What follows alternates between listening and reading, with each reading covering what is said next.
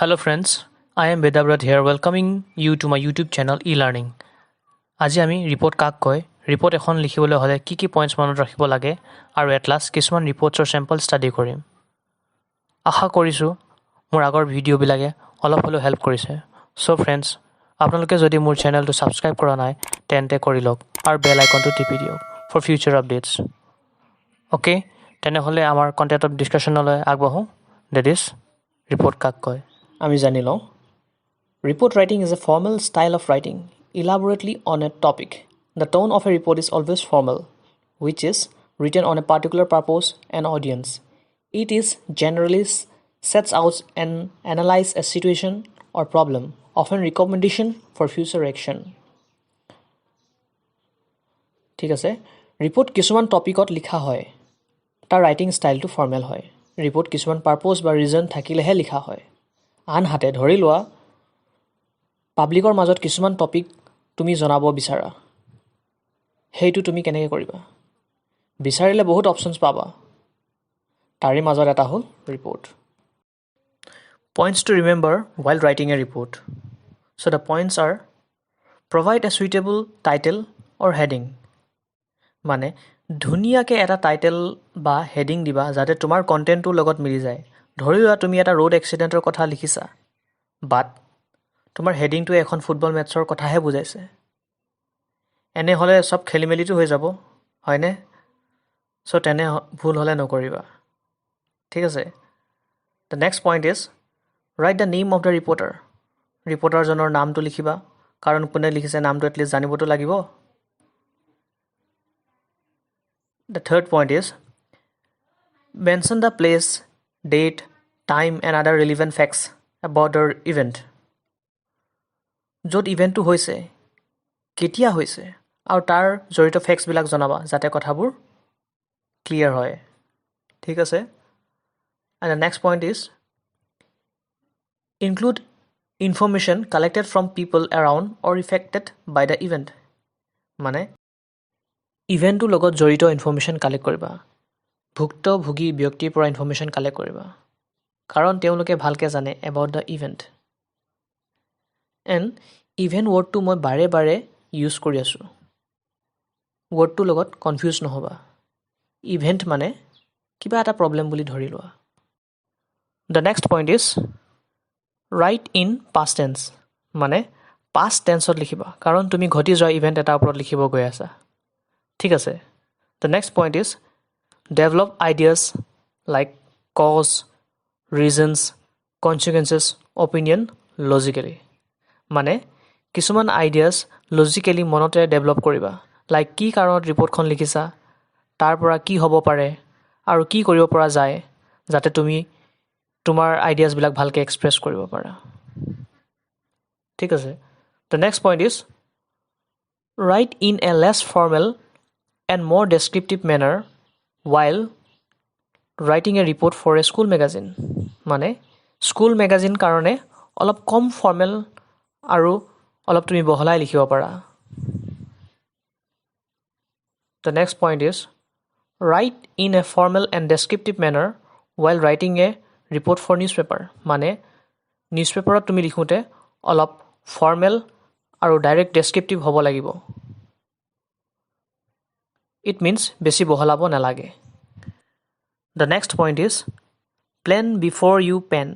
Just make a list of all important points on the rough sheet so that you do not forget relevant points while writing.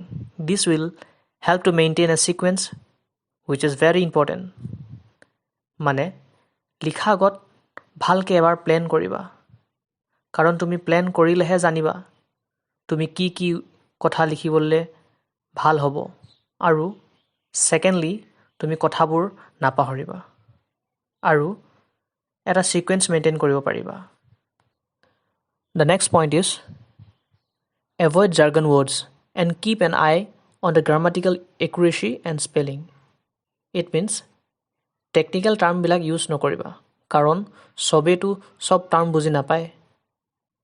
Grammatical ইৰ'ৰ্ছ and স্পেলিংবিলাকত অলপ চকু দিবা, because grammar ভুল হ'লে শুনিব ভাল নালাগিব, and in case of spelling এটা spelling ভুল হ'লে তাৰ মিনিংটো বেলেগ হৈ যাব।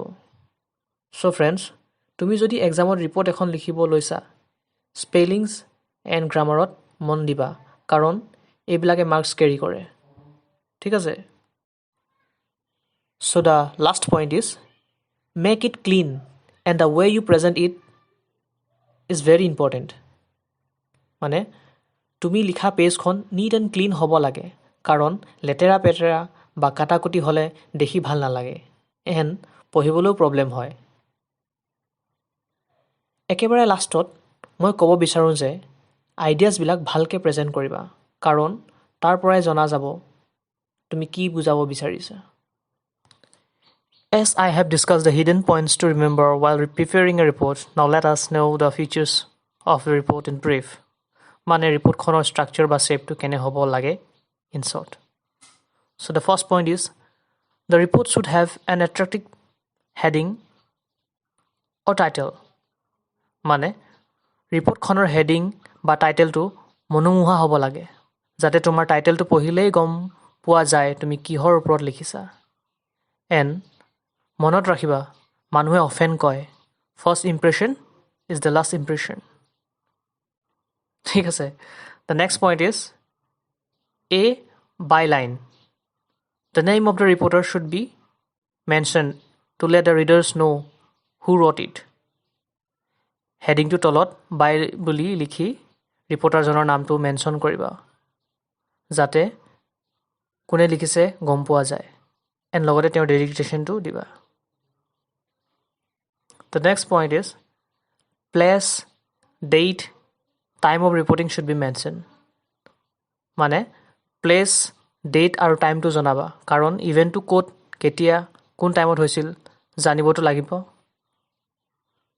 The next point is details of reporting should be given following the order, the points. মই আগতে পইণ্টছটো ৰিমেম্বাৰ কোৱাৰ দৰে ইম্পৰ্টেণ্ট কথাবোৰ এটা ছিকুৱেঞ্চ মেইনটেইন কৰি লিখি যাবা। চাবা তোমাৰ ৰিপৰ্টখন ধুনীয়া হৈছে, আৰু ঘৰতে প্ৰেক্টিছ কৰিব। এতিয়া আমি কিছুমান চেম্পলছ ষ্টাডি কৰোঁ। চেম্পলছখিনিৰ পৰা অলপ আইডিয়াছ ল'ব পাৰিবা। And main thing to notice is that যদি তুমি ভালকৈ কুৱেশ্যনটো পঢ়া, তেন্তে বহুত আইডিয়াছ তাৰ পৰা পাই যাবা, like time, place and action.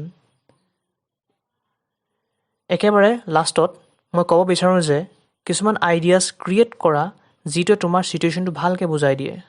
তোমাৰ title, reporter name, time, place, date আৰু স্পেলিংছ এণ্ড গ্ৰামাৰ ন'টিছ কৰিবা, because they carry marks. This is for the students mainly who is going to prepare a report in exam. Samples কেইটা নিজে ভালকৈ পঢ়া and grab some ideas. And lastly মই ক'ব বিচাৰোঁ যে don't forget to subscribe my channel. Till then, stay healthy and strong. Thank you.